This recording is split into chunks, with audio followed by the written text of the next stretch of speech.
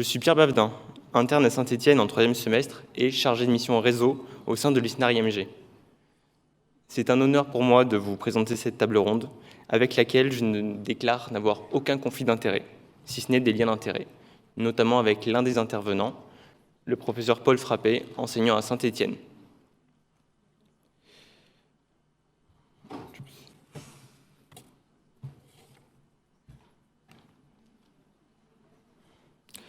Aussi, entrons dans le vif du sujet et posons la question. Quel avenir pour la médecine générale? Une simple question, plusieurs problèmes. Des changements du système de santé avec de nombreuses lois, des tentatives de limitation de notre liberté d'installation, une 4e année remise sur le tapis, le remplacement pointé du doigt, les communautés professionnelles territoriales de santé ou CPTS, les protocoles de délégation de soins et une attirance des jeunes généralistes vers l'exercice de groupe et le salariat. Mais avant d'aborder ces différents points, il faut avant tout recontextualiser les choses. Le système de santé va mal.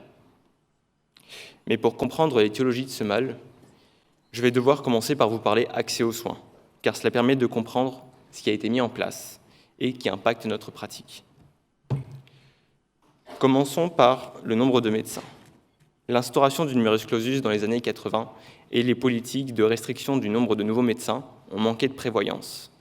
Et aujourd'hui, le nombre de médecins généralistes est au plus bas et continuera à diminuer jusqu'en 2025. Mais nous n'en prenons la pleine mesure qu'en mettant cette tendance face à celle de la population. Une population qui vieillit, augmente et dont le nombre de maladies chroniques explose. Mais les patients ne sont pas les seuls à vieillir. Les généralistes, eux aussi, voient leur population vieillir, ce qui aboutira à un départ à la retraite massif et qui impactera sur la balance entre la demande et l'offre de soins. Et devant ce constat, depuis l'année dernière, la loi d'organisation et de transformation du système de santé bouscule les mœurs de notre profession.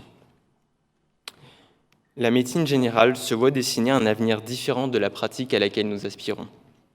Les assistants médicaux viennent de naître, mais nous ne savons toujours pas en quoi ils impacteront nos consultations. Ensuite, les protocoles de délégation de soins, permettant à d'autres corps de métier de gérer certaines situations, viennent également d'arriver.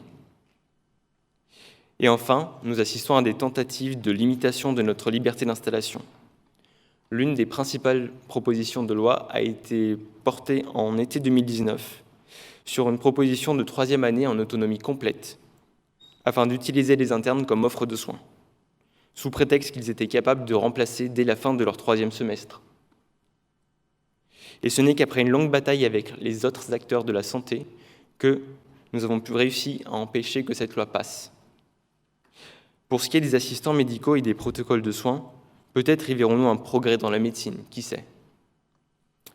Mais aujourd'hui, la médecine a fait tellement de progrès que plus personne n'est en bonne santé. Une personne de mon DMJ m'a confié la citation suivante.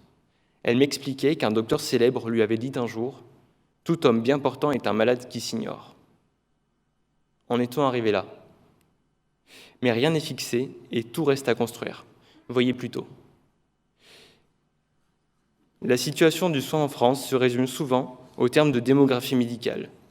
Et à ce titre, l'installation et le nombre de médecins sont les plus souvent mis en avant. La démographie médicale définit ainsi dans les esprits les zones sous-denses et jusqu'au terme de désert médical parfois employé. Ces indicateurs ont des limites, à l'image de l'indicateur de la densité médicale. Je m'explique. Prenons l'exemple du département de la Loire, pour la forme. C'est la Loire. Imaginons des communes avec un nombre d'habitants répartis de manière égale et des points rouges représentant des médecins. On peut voir que la zone verte, il n'y a pas de daltonien, qui possède pas mal de médecins, et donc ce ne serait pas une zone sous-dense, possède quand même une zone, ici, qui, si on regarde, ne possède pas du tout de médecins. Mais du coup, ce ne serait pas une zone sous-dense? C'est ce qu'on appelle un biais d'uniformisation. Ensuite, on peut aussi s'intéresser à la zone orange, qui, elle, ne possède qu'un seul médecin. Et disons-le, elle est presque vide. Mais si on regarde tout autour, il y a pas mal de médecins finalement. Alors, peut-on vraiment dire qu'elles soient sous-denses? C'est ce qu'on appelle l'effet frontière, qui peut ainsi biaiser les chiffres. C'est pour cela, entre autres, que la densité de médecins est un terme qui manque parfois de pertinence. Mais il existe d'autres indicateurs, peut-être parfois plus pertinents, comme le ressenti des patients, ou la consommation d'actes par la population, ou encore l'offre d'actes par les médecins. Il n'y a pas à l'heure actuelle d'indicateur parfait pour caractériser l'offre et la demande de soins. L'état actuel du système de santé est présenté de la façon suivante. Le patient est l'acteur principal de sa santé et est appuyé par le médecin. Mais que pensez-vous de son application pratique ? Les généralistes sont les premiers pointés du doigt quand on parle de manque d'offres de soins. Mais nous devons changer notre idée d'un patient dépendant uniquement du médecin généraliste pour essayer de penser interprofessionnalité. Interprofessionnalité, un terme qui fait peur de par l'incompréhension qu'il génère. Mais il constitue notre quotidien, et nous devons comprendre que le patient est au cœur d'un système de soins, avec des généralistes, d'autres spécialités, des dentistes, des pharmaciens, des sages-femmes, des kinés, et j'en passe. Sommes-nous en train de vivre un moment clé de l'histoire de la médecine générale ? La médecine générale n'est pas une entité complètement dépendante. Elle s'articule avec les patients et les pouvoirs publics, et c'est dans ce sens, et afin de répondre à toutes ces questions, que nous avons fait appel à différents acteurs de la santé. Avec tout d'abord le professeur Frédéric Bizard, à la tête de l'Institut Santé, créé en 2018, pour bâtir un projet de refondation de notre système de santé adapté au nouveau monde. Ensuite, le professeur Paul Frappé, président du Collège de médecine générale, le plus jeune, qui nous vient de très loin, Saint-Étienne. Ensuite, M. Adrien Delorme, responsable de la région Auvergne-Rhône-Alpes de France Asso Santé, le regroupement d'associations chargées de défendre les intérêts des patients, premiers concernés par ces changements. Et nous avons également la chance d'accueillir le docteur Cyril Orcet, généraliste et somaticien psychiatre à Saint-Étienne, qui interviendra sur son parcours de généraliste hospitalier. Pour pouvoir avancer sur la question, il est nécessaire de changer la vision globale que nous avons du système de santé et de réfléchir ensemble à la nouvelle position du médecin généraliste. Simple offre de soins ou réel accompagnant du patient dans sa vie. Mais aussi, ces questions doivent s'adresser à nous, internes de médecine générale, mais généralistes de demain. Cette pratique, c'est nous qui allons la construire. C'est nous qui exercerons dans les territoires. Alors, échangeons autour de la pratique que nous envisageons pour demain. J'ai le plaisir d'accueillir aujourd'hui le professeur Frédéric Bizard, qui nous vient de Paris. Pas d'applaudissements parisiens. Professeur d'économie, directeur du groupe de réflexion sur la refonte du système de santé et auteur du livre « Et alors, la réforme globale de la santé, c'est pour quand ?» à qui je laisse maintenant la parole pour nous parler des réflexions qu'il a menées sur la place de la médecine générale dans la refonte du système de santé.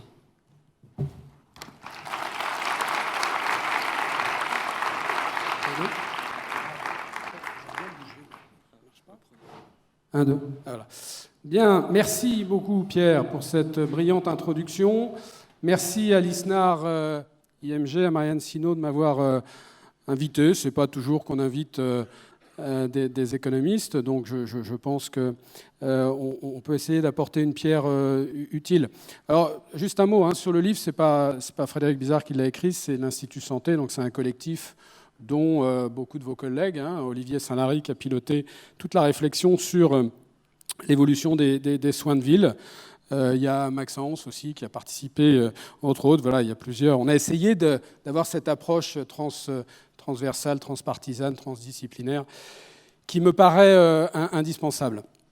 Je savais que Marianne Sinaud avait un leadership syndical fort, mais j'ai vu hier soir à la soirée que ce n'était pas que syndical, ce leadership. J'ai été impressionné. Bien. Alors, trois choses. La première, c'est, je vais essayer de vous expliquer, j'ai 20 minutes Pierre, ça. Je vais essayer de vous expliquer un petit peu la nature de la crise. En effet, Pierre l'a dit, on traverse une crise profonde de notre système de santé. Rien n'est dû au hasard. Et probablement que c'est une responsabilité collective. La deuxième chose, c'est quel nouveau modèle ?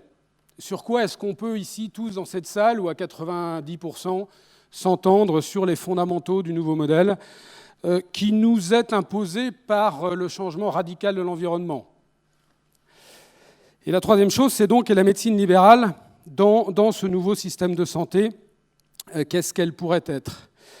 Alors, je suis dénué de tout conflit d'intérêts. Ceux qui me connaissent montrent que j'ai une parole relativement libre, même si je m'inspire de tous ces travaux collectifs. Ce n'est pas uniquement le résultat de ma pensée. Alors, la crise de notre système de santé, elle est multiforme. Il y a d'abord une crise d'efficacité.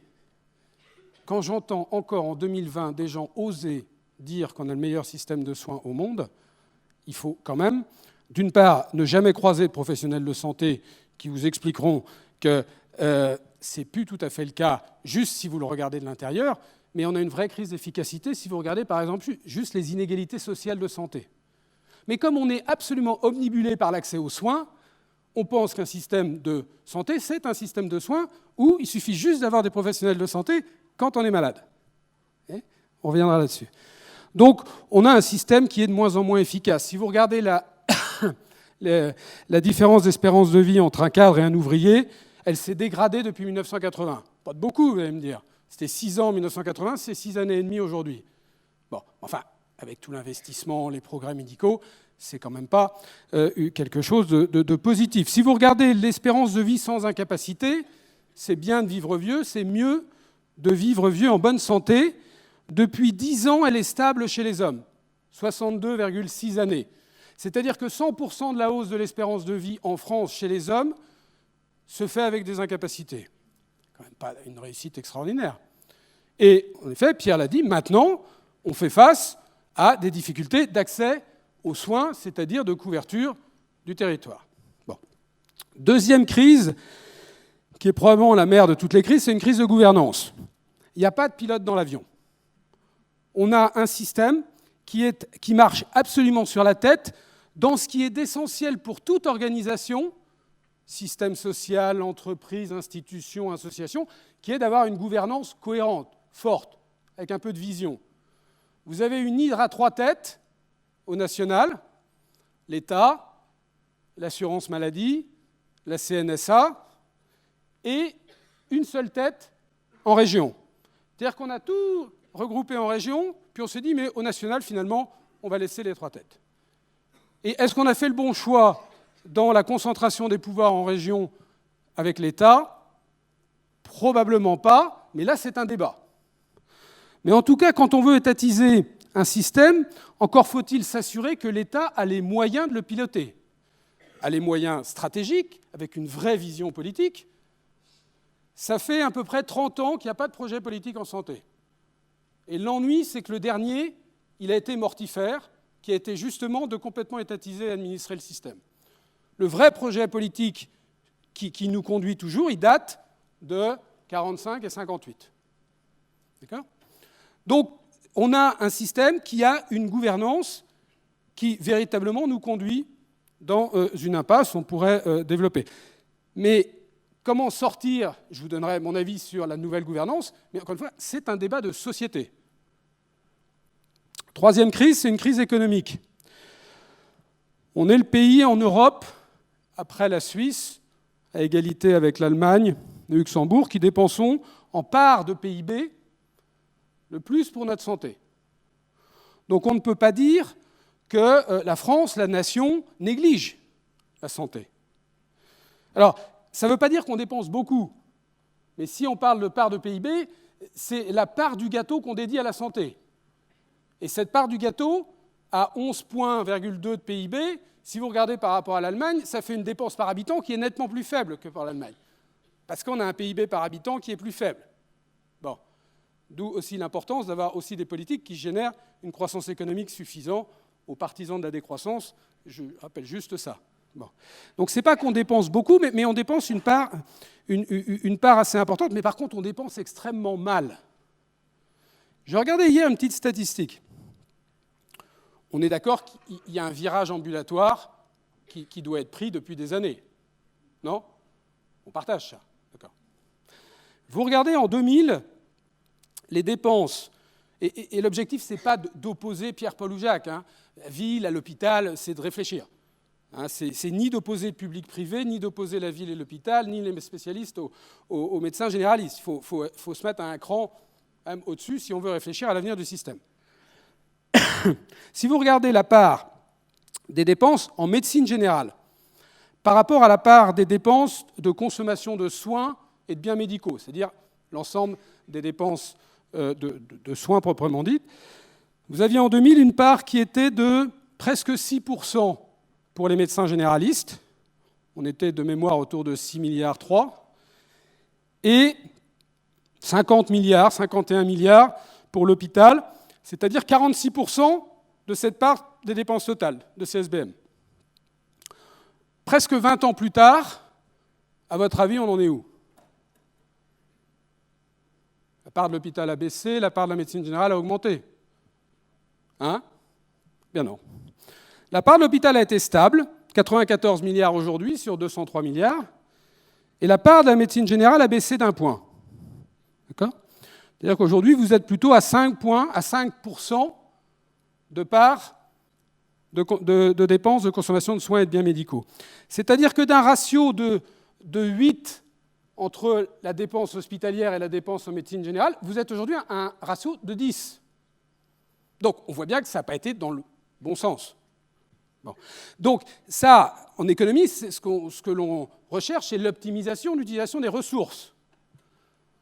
Or, personne ne peut nier que ces ressources que vous représentez doivent être mieux valorisées d'année en année si on veut mieux piloter le système. Je crois que c'est reconnu. Le seul problème, c'est que ça reste à l'échelle des discours. Je ne vais pas vous faire l'exercice si vous regardez la part juste par le financeur assurance maladie, parce que ça va vous faire mal, et il est 9h30. Je ne voudrais pas que vous passiez une mauvaise journée, mais c'est évidemment encore plus marquant. Si je prends juste les dépenses d'assurance maladie, qui sont quand même les dépenses solidaires absolument cruciales. Dernier visage de la crise de confiance, qui résulte des 3 crises que j'ai évoquées. On est sur un système, contrairement au modèle anglais, qui est un modèle partenarial, un modèle contractuel. L'État contractualise avec l'assurance maladie, contractualise avec les industriels, l'assurance maladie contractualise sous forme conventionnelle avec les professionnels de santé. Etc. Donc on est sur un modèle qui exige une confiance entre les acteurs, qui n'existe plus, y compris d'ailleurs au sein même des professions, entre différentes professions. Pourquoi? Parce que comme le système justement est en crise, il y a un peu une tentative de reporter la responsabilité sur les autres.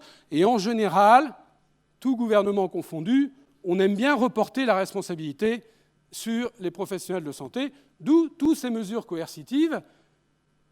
Et le plus aberrant, et ce qui est en train de se passer, c'est qu'alors que les pouvoirs publics ont réduit par 2, où fallait, excusez-moi, mais quand même avoir une réflexion d'enfants de 3 ans pour penser qu'en réduisant par 2 la population des médecins avec une démographie qui augmentait, on allait améliorer la situation, mais on ne l'a pas fait 1 an, on ne l'a pas fait 2 ans, on l'a fait 15 ans.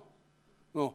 Et donc aujourd'hui on dit, mais quand même c'est impossible, on ne peut pas trouver de médecins, et il y a quand même un vrai problème, qui est d'une part un problème en partie d'aménagement du territoire, et évidemment un problème de renouvellement des professions, qui est d'autant plus aigu qu'on est dans cette phase de crise, avec un problème d'attractivité. Bon. Alors, face à ce tableau de crise, là où moi je suis optimiste, c'est que quand vous voyagez un petit peu, il y a peu de pays qui ont autant de ressources que nous. Donc il y a une capacité de rebond qui est très forte.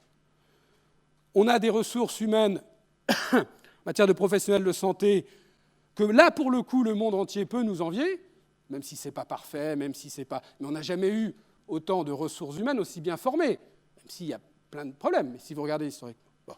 On n'a jamais eu autant de ressources technologique.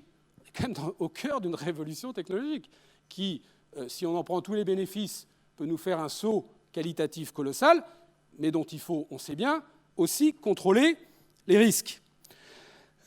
On n'a jamais mis autant d'argent dans le système.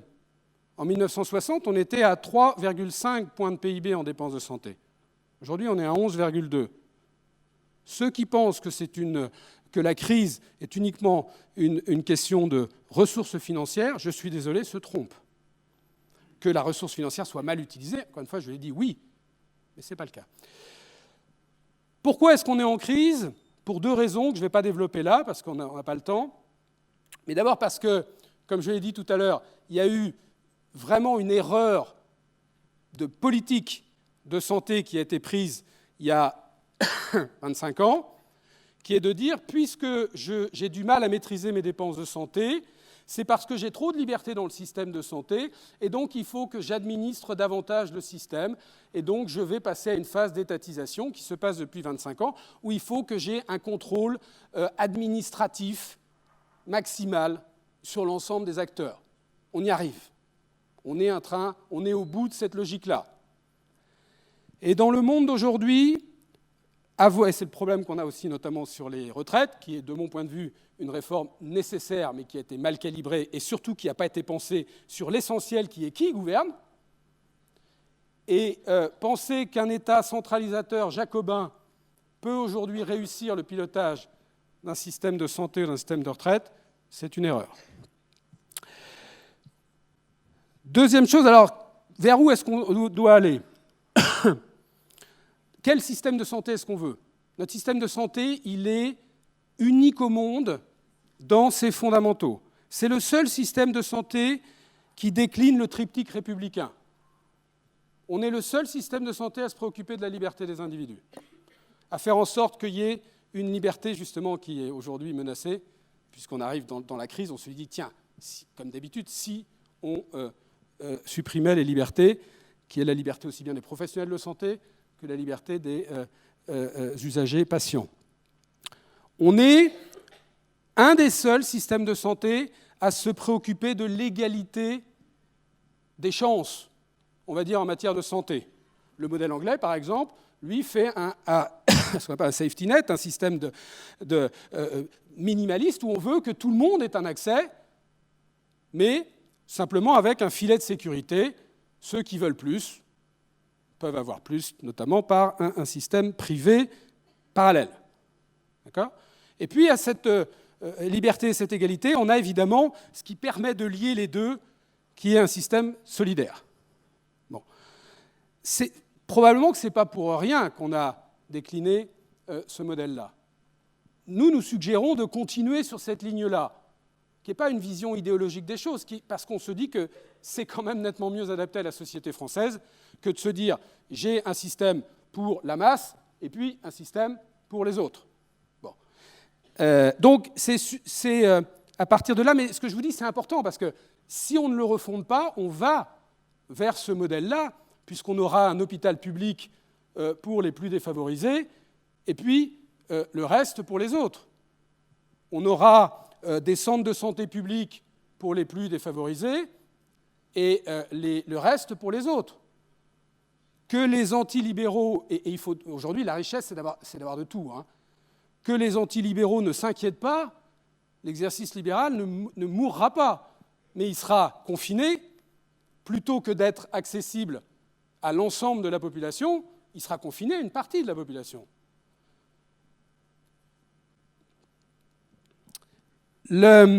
Alors, il y a trois axes, et puis après, je vais passer à la médecine générale. Quand j'entends matin, midi et soir l'accès aux soins, je me dis qu'on a encore un peu de travail sur un plan pédagogique. Il faut passer du soin à la santé, et ça, on ne peut pas le faire sans vous.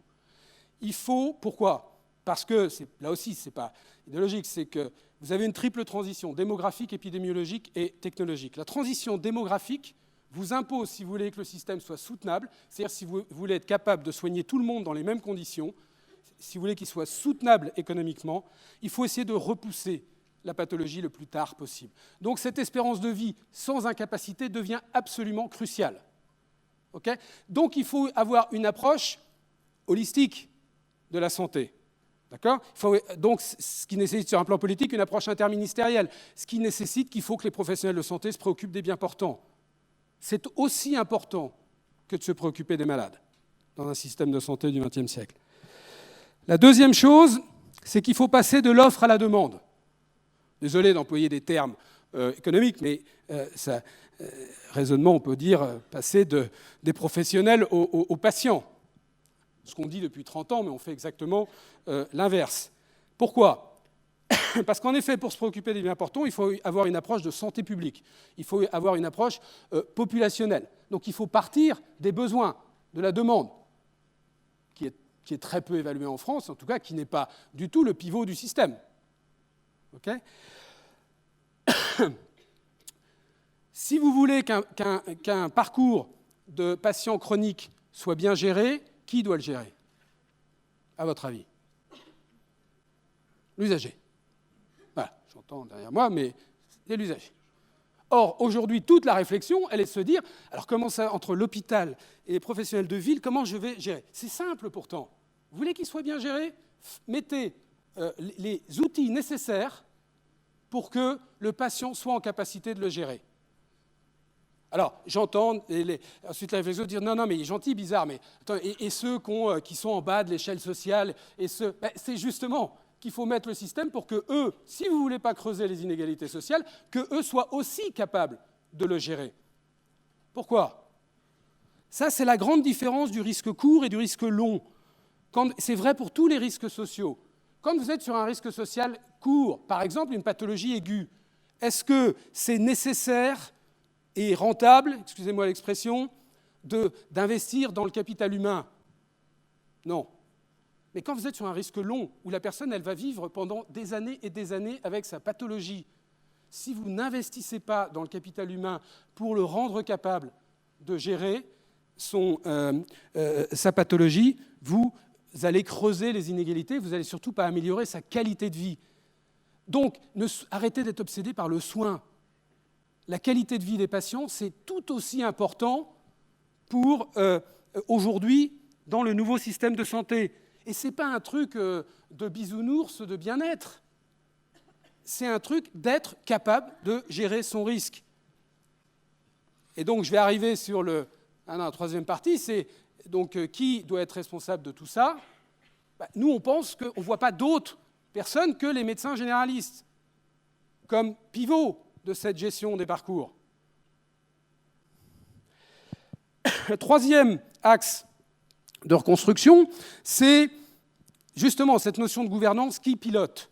On l'a dit, c'est l'usager. Mais ça veut dire que pour le coup, comme en 1945, il faut que le système de santé, il y ait une participation très forte des citoyens dans le pilotage du système. Citoyens professionnels de santé, citoyens usagers, bien portants ou malades. Nous ne croyons pas que l'étatisme qui a été la règle d'or depuis 25 ans soit adapté au modèle de demain.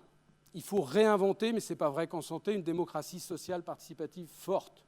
On a fait plein de propositions sur la chose. Okay ? Là, vous voyez qu'on est dans un débat de politique de santé. On n'est pas dans un débat technique dans lequel on tombe trop souvent. La médecine générale. Vous voulez que je vous en parle? Un petit peu? Mais je suis sûr que vous avez déjà deviné ce que je vais dire. D'abord, la médecine générale demain, elle sera ce que vous avez envie qu'elle soit. Si je dis ça, c'est que si vous attendez des pouvoirs publics, et ce n'est pas du tout anti-pouvoir public comme ce que je vous dis là. Excusez-moi, je vais vous demander de conclure. Pardon? Je vais vous demander de conclure, s'il vous plaît. D'accord. Il ne veut pas que je parle de médecine générale. Bon. Tu me laisses 2-3 minutes quand même, juste pour dire? Bon. Allez.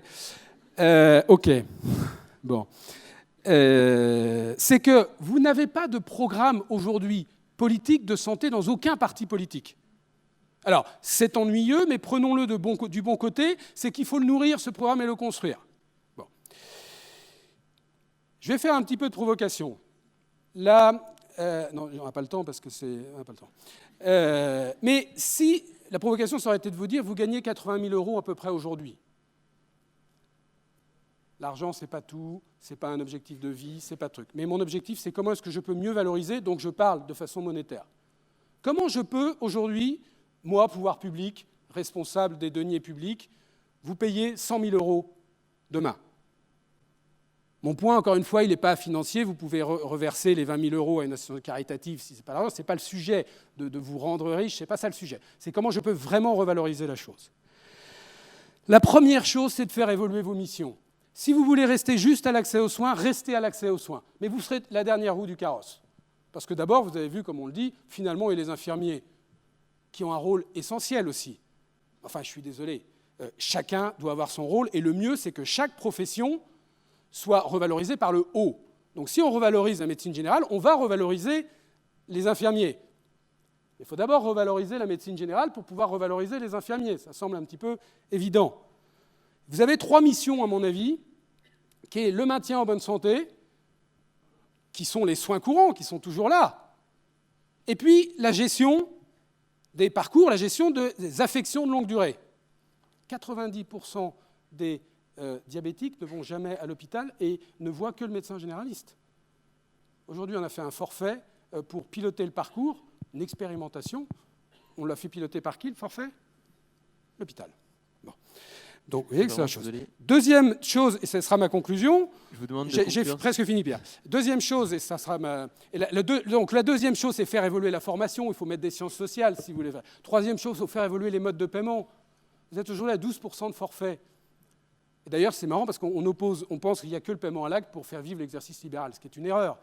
Mais on sait bien que la prévention, ça se paye par un forfait à la capitation. Bon, il faut que vos 2000 personnes dans votre patientèle, vous ayez une responsabilisation pour aussi leur maintien en bonne santé. Pour ça, il faut être payé.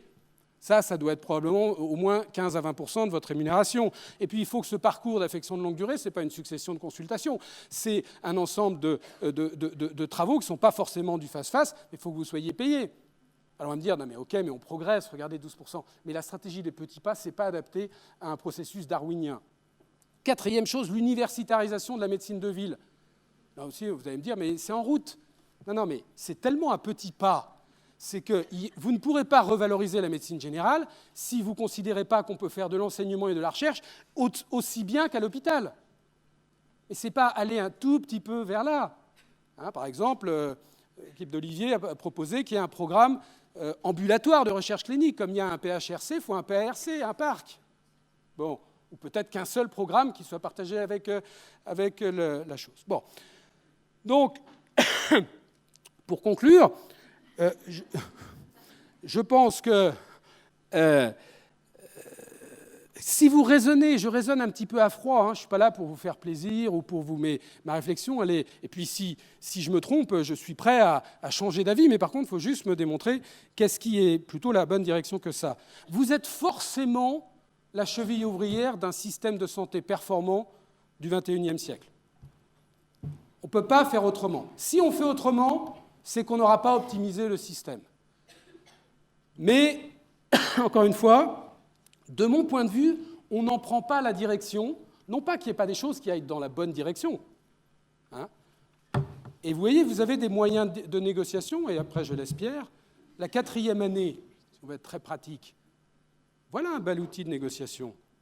Si on veut vous faire 1 an de plus de DES, il faut quand même que ça corresponde à des missions réévaluées et une réévaluation. Si c'est pour aller combler les bêtises des pouvoirs publics d'il y a 25 ans, vous pouvez le faire, mais pas sûr que vous allez en sortir gagnant. Donc vous voyez, tout dépend de vous, et on est là pour essayer un petit peu d'éclairer, d'échanger. Bizard, pour conclure, et on vous s'il vous souhaite plaît. Bonne chance. Merci.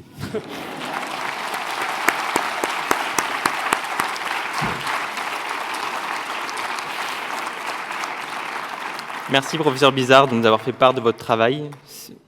J'ai maintenant l'honneur d'introduire le professeur Paul Frappé, président du Collège de la médecine générale.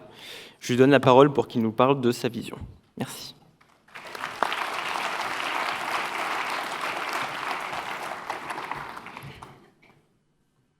Bonjour à tous et merci beaucoup pour votre invitation. Alors moi je suis incapable de faire un stand-up, mais je vous ai mis des images par contre. Voilà, en lendemain de gala, je crois que c'est important.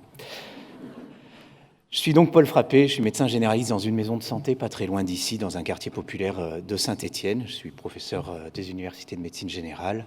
Je travaille sur ma thématique recherche, porte sur les anticoagulants et la thrombose en médecine générale. Je pense qu'il n'y aura pas trop de conflit d'intérêts avec mon intervention. Et je suis donc ici au titre de ma responsabilité de président du Collège de médecine générale. Si vous voulez savoir plus sur mes liens d'intérêt, et je vous encourage à aller sur ce merveilleux site qui est archimède.fr, sur lesquels tous les médecins généralistes et étudiants en médecine peuvent aller déclarer leur lien d'intérêt gratuitement. C'est un site qui est porté par le Collège de médecine générale. Alors ce collège de médecine générale, je vous mets quand même une diapo, parce que tout le monde n'est pas bien familier avec cette structure. On se dit, qu'est-ce que c'est encore une autre structure dans notre paysage de médecine générale? Eh bien, c'est simplement l'interface de l'ensemble des structures qui font la médecine générale en France. On a 24 structures qui adhèrent au collège de médecine générale. C'est donc l'interface de notre discipline, de toute la diversité de la discipline, auprès des institutions, mais aussi auprès de l'ensemble des interlocuteurs de la discipline, donc les institutions, mais aussi les autres spécialités, les autres professions de santé, les structures de patients, etc. Alors Pierre m'a demandé, avant de parler des évolutions de notre métier, de notre discipline, de dire un mot sur l'accès aux soins, et sur finalement la source de toutes ces innovations. Qu'est-ce qui fait, qu'est-ce qui fait le levier qui produit ces modifications du métier? Alors je vous ai fait un très joli jeu de mots, qui s'appellerait la démographie médicale, parce que j'ai trouvé ce charmant village de Quézac, voilà, peut-être qu'il y en a qui viennent de par là-bas. Et c'est vraiment, je crois, aujourd'hui le problème qui motive toutes les innovations politiques, cet accès aux soins, cette démographie médicale. Et il y a sans doute un certain nombre de choses à dire encore pour enfoncer le clou. Il y aura peut-être quelques redites, je suis désolé, mais pour enfoncer le clou sur cette question-là.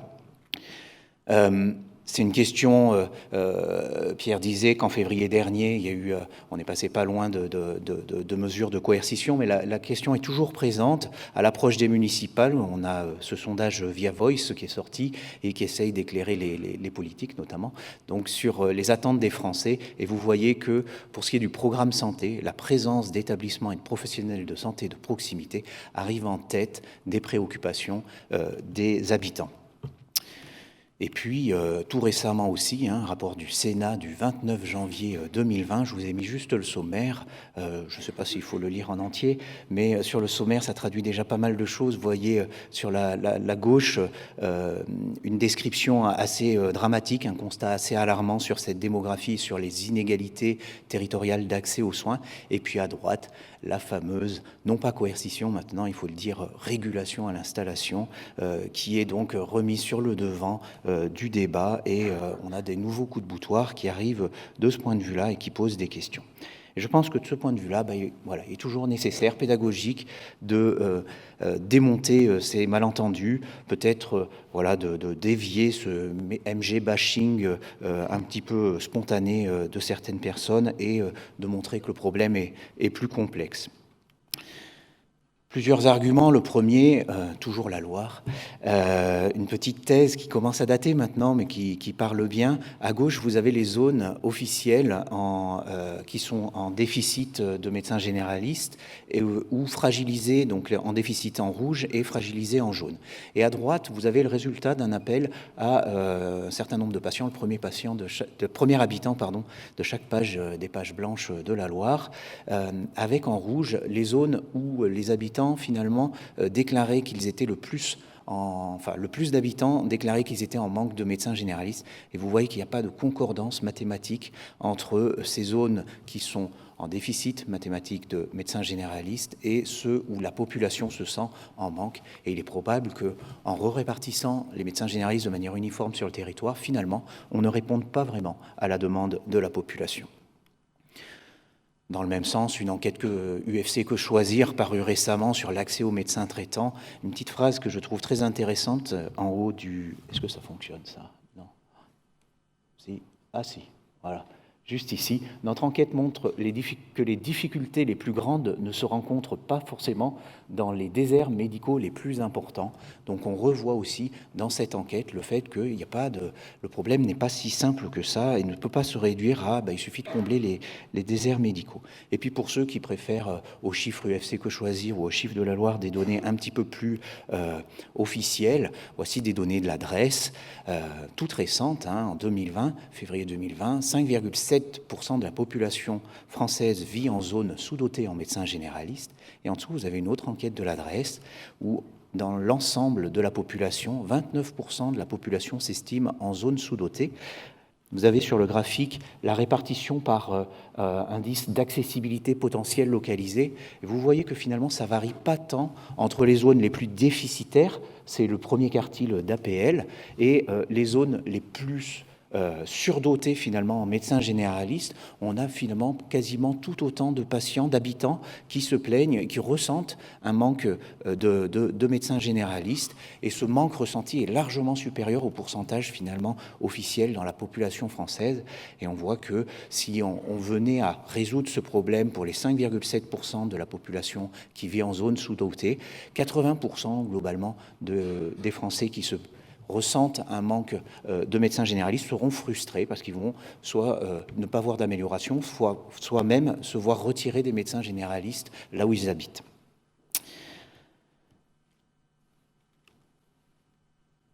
Alors un dernier petit mot, parce que c'est le congrès des jeunes, l'ISNAR, et on entend aussi parfois dans les arguments des arguments qui essayent de monter les générations les unes contre les autres. Ce graphique est peut-être pas très visible, il commence à dater un petit peu, mais vous avez l'évolution du nombre d'actes des médecins généralistes, voilà, en fonction du nombre d'années d'installation.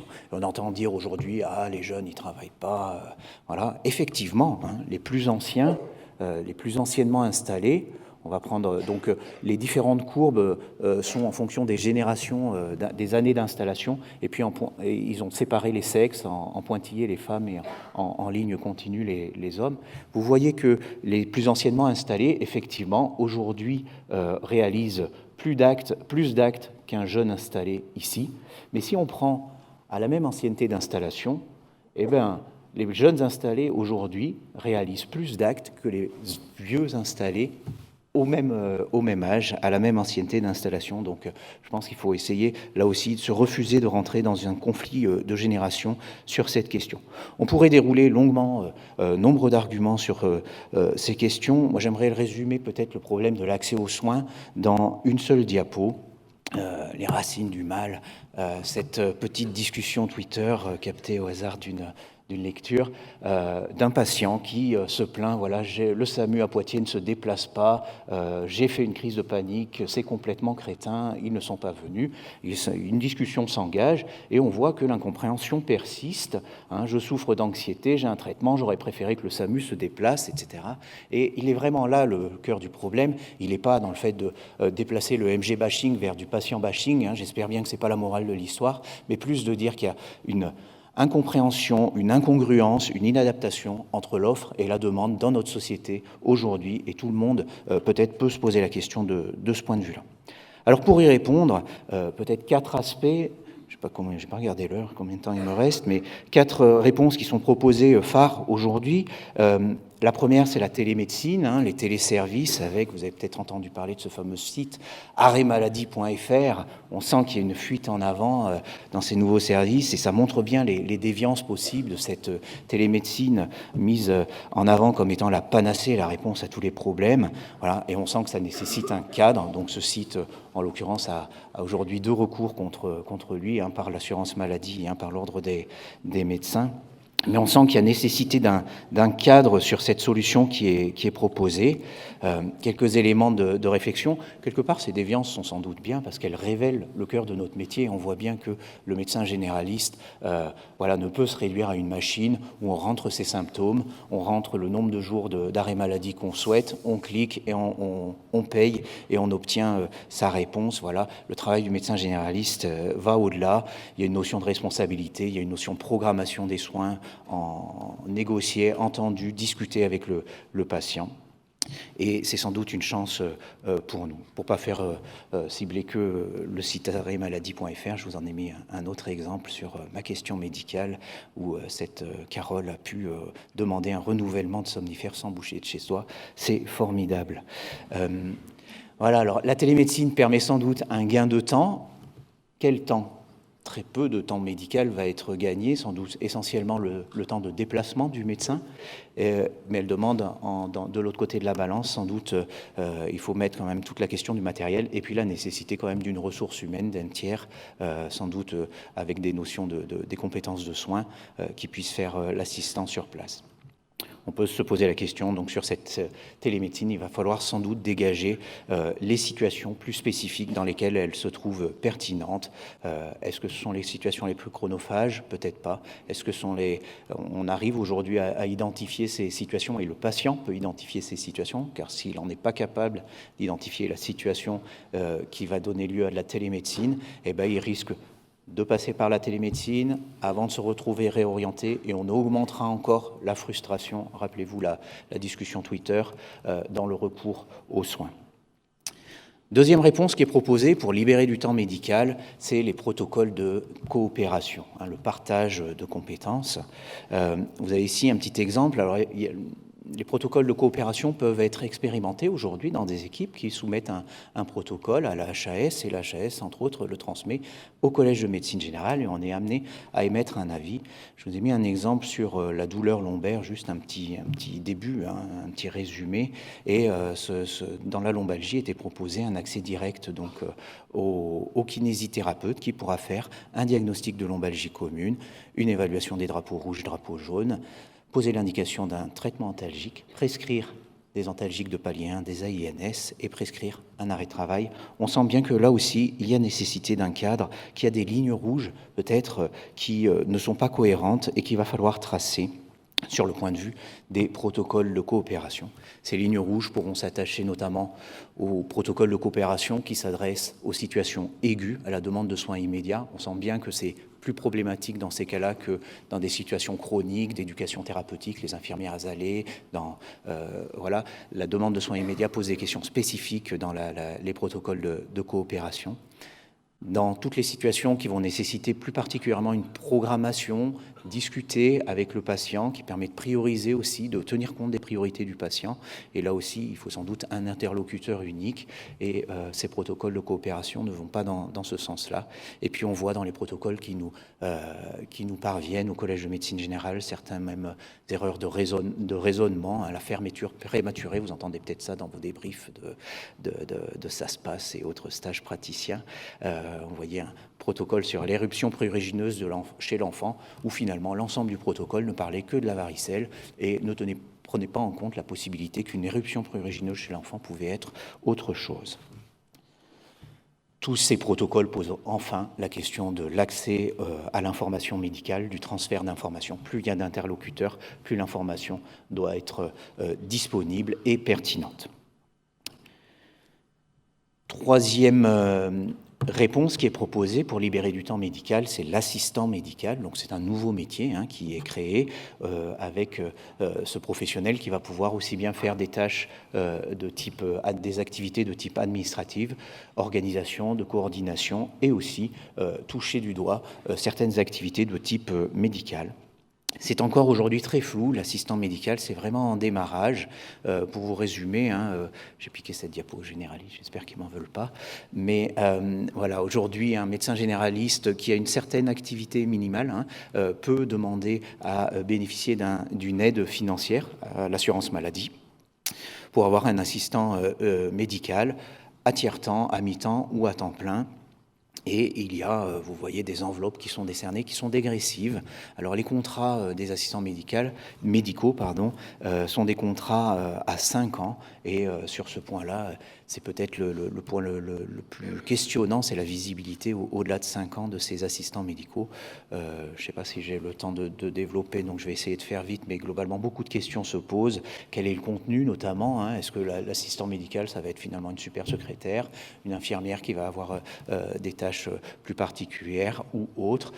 Sans doute que tout cela va se décanter avec les premiers contrats qui sont signés actuellement, et on va pouvoir voir un petit peu comment va se dessiner ce profil, ce nouveau métier des assistants médicaux. Ah oui, puis la crainte de la productivité. Aujourd'hui, si vous avez un assistant médical, vous signez un contrat d'assistant médical, vous vous engagez à augmenter votre patientèle médecin traitant et votre file active. Alors voilà, il y a une notion, on n'est pas directement sur les actes, mais il y a quand même une notion de productivité sous-jacente. On ne peut pas en vouloir à l'assurance maladie, forcément. On n'obtient pas des subsides comme ça sans avoir d'engagement en recours, mais ça pose des questions. Dernier point, et non des moindres, dernière réponse qui est proposée, les fameuses CPTS. Alors un sigle, une couche de plus dans le millefeuille territorial, régional, infrarégional, départemental, infradépartemental, avec tous des sigles à coucher dehors. Mais c'est malgré tout une réponse importante qui mérite qu'on s'attarde dessus. Les CPTS, donc c'est un regroupement des professionnels de santé et du médico-social sur un territoire. Ils se regroupent alors pas physiquement, mais au sein d'une structure pour essayer de se coordonner. Alors il y a un certain nombre d'objectifs, les deux plus prégnants, les plus mis en avant, c'est l'accès aux médecins traitants, c'est que les habitants du territoire puissent s'organiser pour que ces habitants du territoire puissent accéder aux médecins traitants. Et puis le deuxième point qui arrive très vite dans les discussions des CPTS, c'est l'organisation des soins non programmés sur le territoire, donc en journée. Voilà, il y a d'autres objectifs, le fait de fluidifier les parcours de santé ou d'avoir un peu de promotion des comportements favorables à la santé. Je ne vais pas m'étendre trop dessus, mais ces communautés professionnelles territoriales de santé posent beaucoup de questions et le Collège de médecine générale a fait une contribution à essayer de faire une synthèse du point de vue des généralistes, toutes les questions, les enjeux qu'il y a, les bénéfices à attendre de ce type d'organisation et peut-être les points de vigilance aussi sur lesquels faire attention. Le premier point de vigilance qui arrive, c'est qu'aujourd'hui, ces CPTS commencent à se dessiner géographiquement et finalement, il y a une logique de première arrivée, premier service. C'est-à-dire que deux CPTS ne peuvent pas se chevaucher. Si une CPTS se dessine sur tel territoire, les autres qui vont émerger plus tard seront obligés de tenir compte de la frontière initiale dessinée par la première CPTS. Et c'est sans doute un enjeu vraiment qu'il faut prendre en compte dès aujourd'hui. Il y a des enjeux autour de la gouvernance. Dès qu'on parle d'interprofessionnalité, surtout en ville, il y a des craintes de hiérarchie. Attention, moi je suis infirmière, j'ai pas fait infirmier en libéral pour me remettre sous la tutelle d'un généraliste qui va manager ma CPTS. Voilà, toutes ces craintes qu'il faut désamorcer et trouver une gouvernance naturelle et logique. Et puis il y a, c'est le nerf de la guerre, toujours des questions financières avec encore un certain manque de lisibilité sur le financement et la capacité qu'amène ce financement aujourd'hui, la hauteur du financement dans les CPTS. Voilà, je ne serai pas plus long, j'espère que ça va. J'en sens. Je vous remercie beaucoup pour votre attention. Alors j'espère que, voilà, la morale de l'histoire, s'il y avait besoin d'en retenir une, c'est pas... J'espère ne pas avoir été critique et laisser entendre que, en tant que Collège de médecine générale, on prône un certain immobilisme. Au contraire, clairement, il faut une porosité, il faut une évolution. Il n'y aura pas de modèle unique du médecin généraliste, mais on sent bien que dans les réponses qui sont proposées aujourd'hui, certaines nécessitent tout particulièrement un cadre, une régulation. On a vu la télémédecine, les protocoles de coopération, et puis certaines ont beaucoup de potentiel, mais nécessitent aujourd'hui que nous, en tant qu'acteurs dans nos cabinets, nous les rendions pertinents. Je vous remercie de votre attention.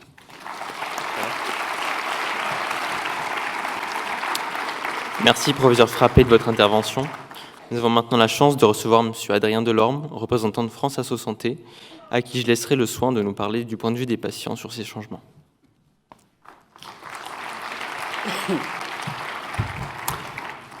Bonjour à toutes et tous, merci pour cette invitation. Une précision, je ne suis pas responsable de France Asso Santé au niveau régional, je suis responsable d'un pôle d'accompagnement des usagers. Voilà, les débats étaient enregistrés, je ne voudrais pas qu'on me le reproche. En quelques mots d'abord, qui est-ce qu'on est, France Asso Santé? France Asso Santé, c'est une union d'associations agréées du système de santé. Je ne sais pas si vous avez la moindre idée de ce dont on parle quand on parle de représenter les usagers, mais notre mission... oui, je n'ai pas de PowerPoint, je n'ai pas besoin de ça. Merci. Notre mission, c'est donc de représenter les usagers dans les différents lieux de co-construction des politiques publiques de santé. À un niveau national, on a eu une revue des sigles par le précédent intervenant et qui finalement donne une bonne idée de l'ensemble des instances au sein desquelles a lieu ce qu'on appelle la démocratie sanitaire, à un niveau régional, à un niveau territorial et à un niveau plus local au sein de chacun des établissements de soins. Sachez que dans notre pays, il existe des commissions des usagers au sein de chaque établissement de soins, qu'il soit hospitalier, clinique, privé lucratif ou non lucratif. Et au sein de ces commissions des usagers siègent des représentants des usagers. Eh bien, notre mission en tant qu'union des associations agréées du système de santé, c'est avant tout d'animer ce réseau de représentants des usagers. Dans notre région, on parle d'à peu près 1000 bénévoles issus de ces associations agréées, associations comme la Ligue contre le cancer, France Parkinson, AIDS, etc. Et ces représentants des usagers, ils ont vocation à porter la parole, le regard des usagers sur ce qui se discute dans les lieux de démocratie sanitaire. Un lieu de démocratie sanitaire, c'est ni plus ni moins qu'un tour de table au sein de laquelle on va positionner l'ensemble des parties prenantes et des co-décideurs en santé. Et il se trouve que depuis la loi Kouchner de 2002, petit à petit, on a vu se développer ce mouvement de la démocratie sanitaire jusqu'à ce jour où on peut observer la présence de représentants des usagers au sein quasiment de l'ensemble des instances de santé publique. J'en ai fini pour cette petite présentation de France Asso Santé. Le bout du bout de notre mission, c'est quand même de faire du plaidoyer, de porter le regard, la parole des usagers, non pas pour être dans la contradiction en permanence, non pas pour signaler que ce qui ne fonctionne pas, mais pour être en co-responsabilité, co-construire avec les professionnels de santé, avec les instances, les institutions, et finalement se positionner vraiment en co-responsabilité avec les acteurs, en considérant que, comme M. Bizarre l'a évoqué tout à l'heure, les usagers ont un rôle à tenir qui n'est pas négligeable dans la pérennité et le bon fonctionnement du système de santé.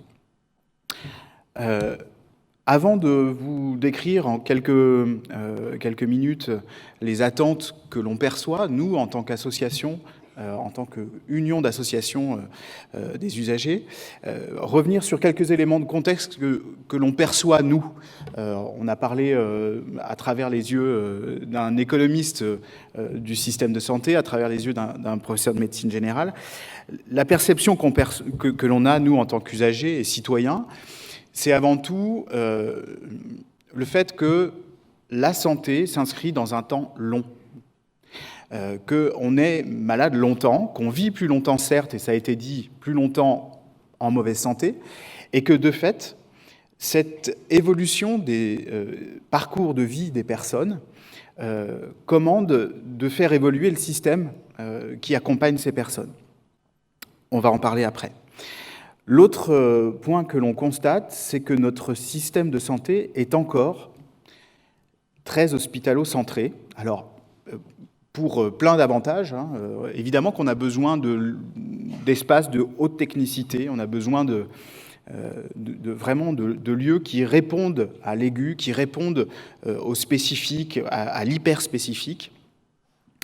Mais il se trouve qu'aujourd'hui encore, les usagers du système de santé, lorsqu'on leur parle de santé, ils parlent de leur médecin traitant et puis très vite, ils parlent de l'hôpital. Or, alors qu'on vient de se dire que les parcours de santé s'inscrivent dans un temps beaucoup plus long, le système de santé doit être pensé de manière beaucoup plus décloisonnée avec le social, le médico-social, avec la prévention, la promotion.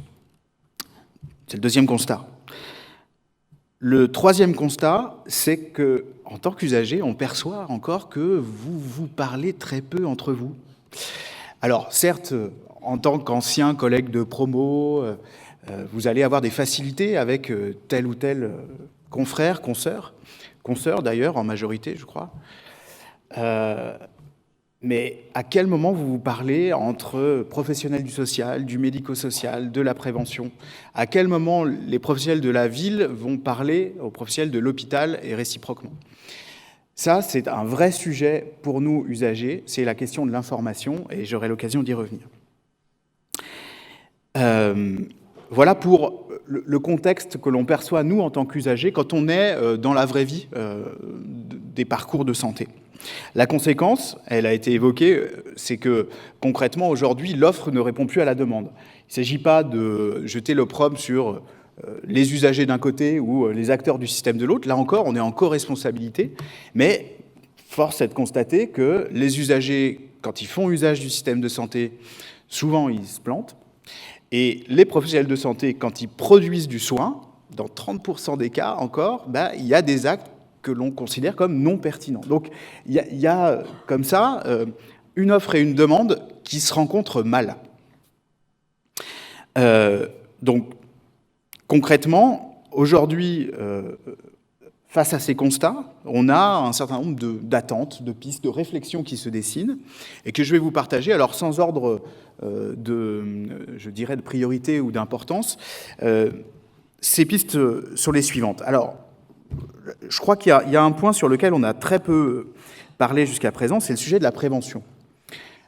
On attend des médecins généralistes, évidemment, qui nous accompagnent dans les épisodes aigus, qui nous accompagnent dans les épisodes saisonniers, qui nous accompagnent à différents stades de notre vie, mais un point central pour les usagers, c'est la prévention. On vient de se le dire, on vit plus longtemps en plus mauvaise santé. Or, aujourd'hui, notre système de santé tel qu'il est construit, et j'espère ne pas être contredit par Monsieur Bizard, je crois consacre un tout petit peu plus de 2% de la consommation de soins et de biens médicaux à la prévention dite institutionnelle. On ne parle pas vraiment là de la prévention assumée par les médecins généralistes. Mais c'est dire que notre système est entièrement construit autour de la réparation et non pas de la prévention. Or, on constate que la prévention, ça fonctionne quand c'est bien fait, quand c'est bien pensé, et quand c'est approprié, quand c'est l'objet d'une appropriation sincère et bien organisée par les professionnels de santé. On observe un paradoxe autour de la prévention. Aujourd'hui en France, c'est que, je ne me souviens plus de l'étude, je vous la communiquerai dans un deuxième temps, on constate que les personnes qui sont les plus sujettes aux messages de prévention, les premières destinatrices de ces messages de prévention sont les personnes âgées. Et les personnes qui sont aujourd'hui les plus engagées dans la mise en place des bonnes pratiques proposées par les messages de prévention sont les personnes âgées. Alors même qu'on se dit que la prévention, ça devrait commencer un petit peu plus tôt qu'à 60, 70, 80 ans. Donc le sujet de la prévention, c'est un sujet qui, pour les usagers, est nécessairement, pas entièrement, mais nécessairement porté par les médecins généralistes qui, ça a été dit également, dans l'état d'esprit des usagers, sont le pivot d'un parcours.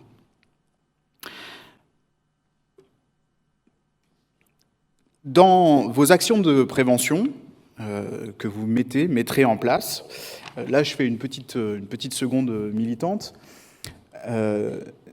essayez d'avoir à l'esprit qu'il y a dans les territoires, en proximité des personnes, des associations locales, des associations régionales, nationales, lesquelles associations œuvrent pour la plupart sur ces champs-là. Et donc, essayez de songer à ça lorsque vous mettrez en place des actions de prévention. L'autre piste, l'autre idée qui se dégage, c'est que finalement, les médecins généralistes, comme ils sont censés être le pivot des parcours de santé des personnes, doivent être entretenus dans l'idée qu'ils sont investis d'une responsabilité populationnelle. Or, aujourd'hui, notre système est ainsi fait que la tarification à l'acte, ces organisations font qu'on ne favorise pas la prise en compte de cette dimension de l'accompagnement au long cours, et cette dimension de l'accompagnement populationnel territorial. Les CPTS seront peut-être un début de solution à cette idée, mais concrètement, cette transversalité qu'on attend chez les médecins généralistes, et cette idée d'une responsabilité collective populationnelle, à notre sens, elle prend corps sous deux formes. Une forme opérationnelle, quand on regarde un peu le travail des équipes de soins primaires, des maisons de santé pluriprofessionnelles, des pôles de santé. Là, on sent qu'il y a quelque chose qui se construit autour d'une responsabilité collective et qui dépasse la simple agrégation de patientèle. Et puis, il y a un niveau plus stratégique, les communautés professionnelles territoriales de santé, qui, pour nous, sans être l'alpha et l'oméga, sont quand même le début d'une réponse aux attentes des usagers en matière d'accompagnement tout au long de la vie, en mode parcours de santé et non plus seulement de soins. Une autre piste, il me reste 7 minutes, c'est ça ? Merci.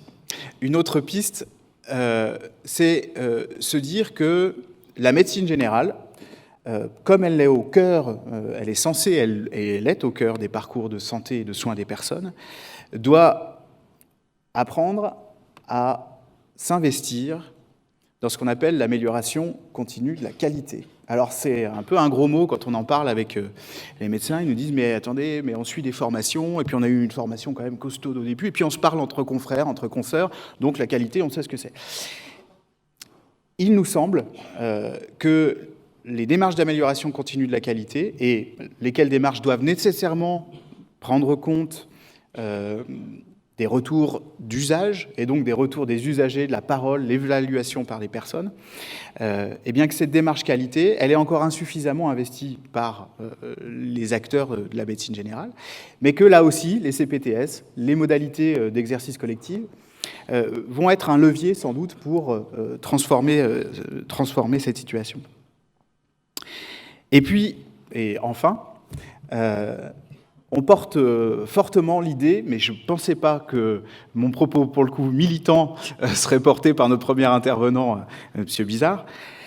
On porte très fortement l'idée qu'un parcours de santé ne peut pas être pertinent s'il n'est pas co-construit avec l'usager de santé. Alors ça fait très, oui, ça fait très bisounours, ça fait très rêveur, utopiste. Bon. Pour accompagner très souvent des usagers dans des systèmes, dans des situations particulièrement complexes à travers un service que l'on appelle XL, on constate très souvent que 9 fois sur 10, quand une proposition de santé ne fonctionne pas, c'est que l'usager, à aucun moment ou insuffisamment, a été associé à la construction de cette solution de santé. Quand on accompagne les usagers dans la compréhension, l'appropriation des solutions de santé, on a une adhésion, on a une compliance qui est décuplée. Et ça ne se décrète pas, ça s'accompagne notamment à travers les nouveaux métiers comme les métiers des assistants médicaux sur lesquels on fonde un certain nombre d'espoirs, même si, vous l'avez dit, les lignes sont encore floues. Et on espère que demain, l'usager du système de santé se verra donner les moyens d'être davantage acteur, pas au centre. On a envie qu'il soit autour de la table, on n'a pas envie qu'il soit au centre de la table. Et finalement, qu'en co-responsabilité, il soit moteur, acteur d'une médecine générale pivot des parcours de santé. Merci à vous.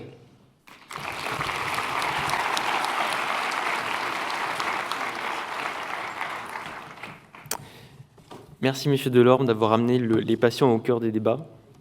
À présent, je donne la parole au docteur Orsay, généraliste hospitalier et somaticien psychiatre, qui nous parlera de son parcours et de son soin et de son point de vue sur les changements concernant la médecine générale hospitalière. Merci.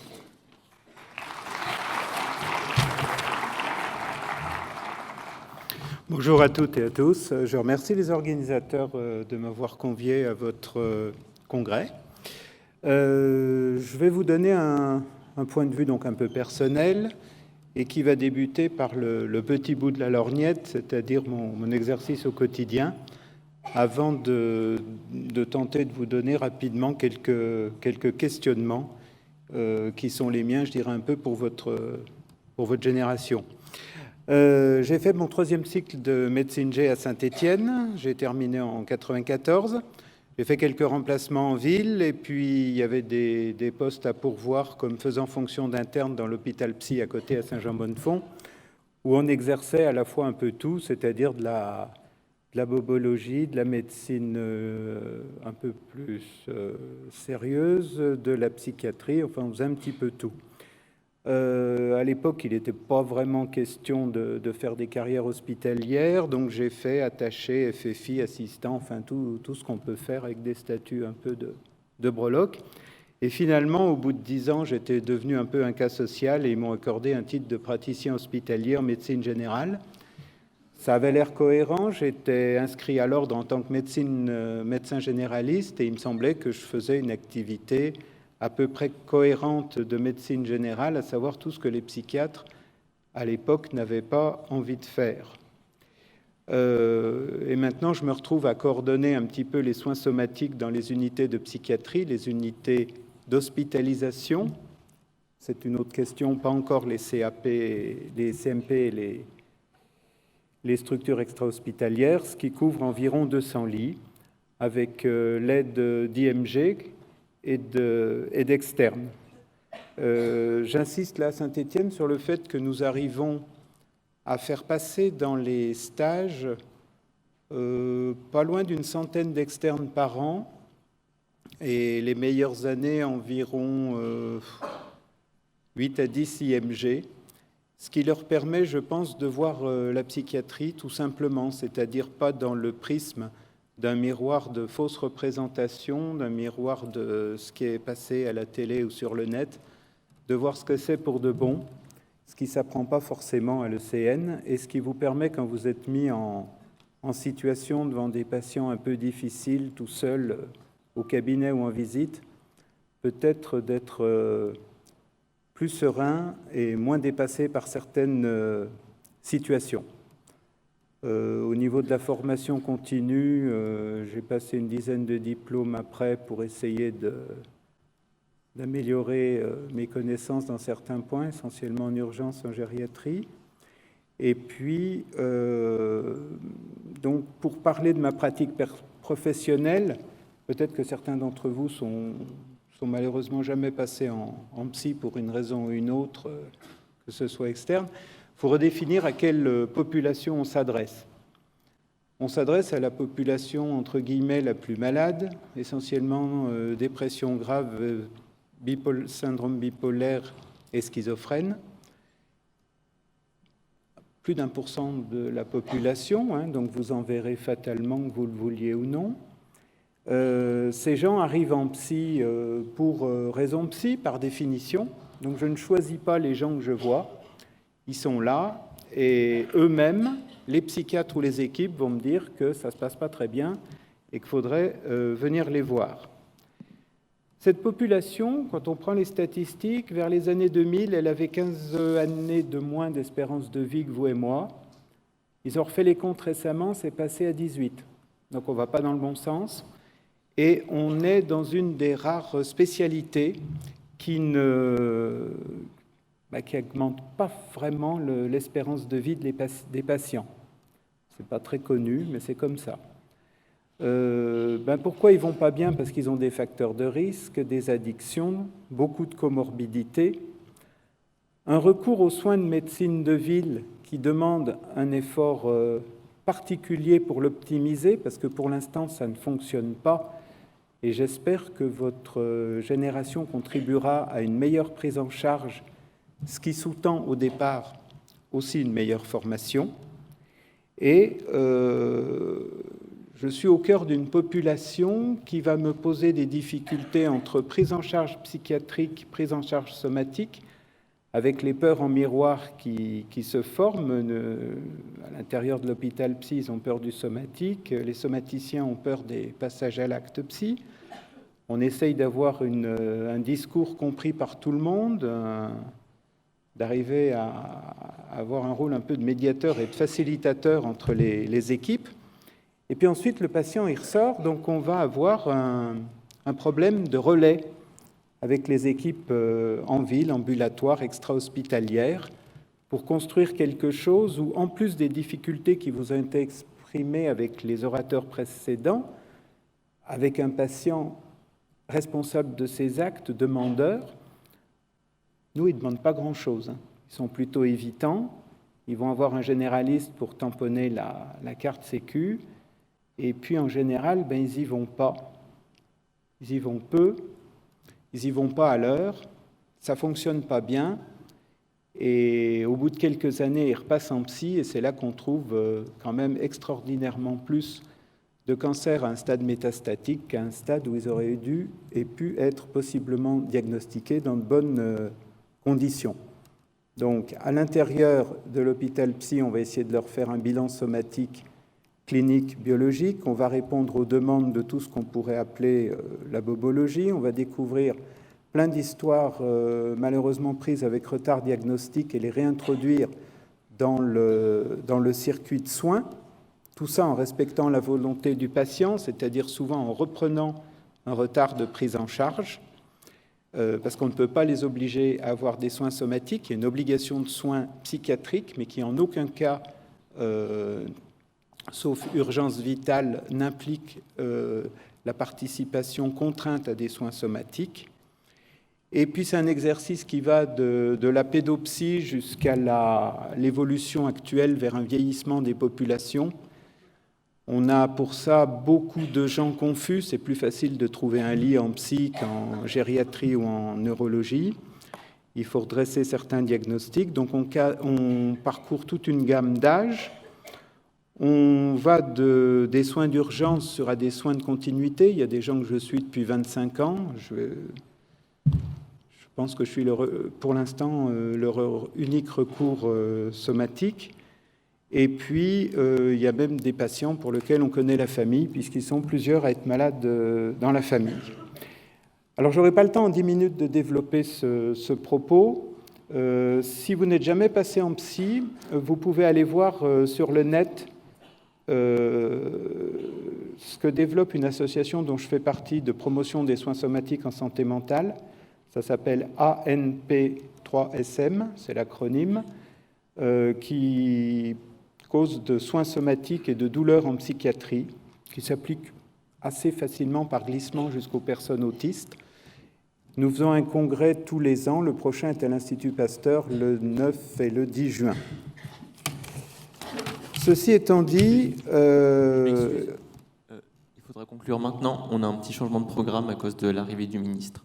Bon, si le ministre arrive, je vous renvoie à l'ANP3SM pour développer le propos. Pour conclure vite, au niveau de votre formation, je vous encourage à pouvoir passer par des formations qui vous font voir de la psychiatrie, que ce soit en CMP, en hôpital ou chez d'autres psychiatres, parce que je considère que ça s'apprend sur le terrain et pas avec le CN.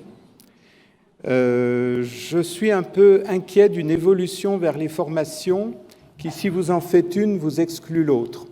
Aux US, si vous êtes à la fois dans la médecine interne et que vous passez un diplôme de psychiatrie, vous pouvez les accrocher les deux derrière votre bureau, comme Dr House, et vous exercez les deux.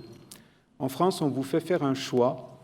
Et quand on le pousse à l'extrême, on aura bientôt des gériatres qui n'auront plus le droit d'examiner des gens de 60 ans. Donc, si on veut rester général et même avoir une petite activité autre, il faut pouvoir tout faire à la fois. Et je ne sais pas si la parcellisation des systèmes actuels va dans le bon sens.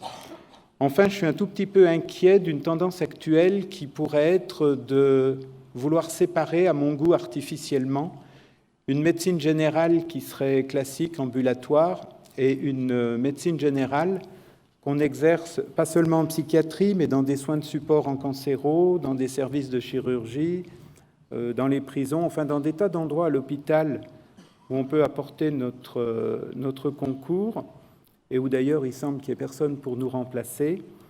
Et je pense qu'il ne serait pas bon de vouloir faire ce clivage artificiel, d'une part parce que, notamment pour mon activité, ça vous empêcherait d'avoir le droit à des stages hospitaliers, intra-hospitaliers, par exemple en psychiatrie, et d'autre part,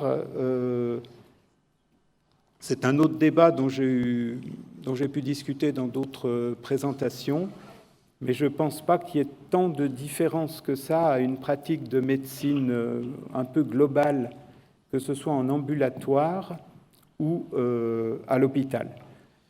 Si jamais, comme on écourte un peu la présentation, vous avez d'autres questions ou d'autres développements, je me tiens à votre disposition à la pause. Merci. Je vous remercie.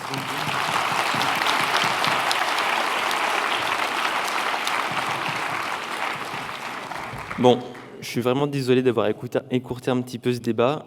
Du coup, il n'y aura pas de questions. Pour les plus curieux, vous pouvez retrouver la bibliographie sur le site de l'ISNAR IMG. Je pense qu'on a tous pu avoir la chance d'assister à ce débat qui nous a permis de prendre un peu de recul sur le système de santé, tout en nous portant les points de vue des médecins généralistes, mais aussi des patients qui sont primordiaux. Merci.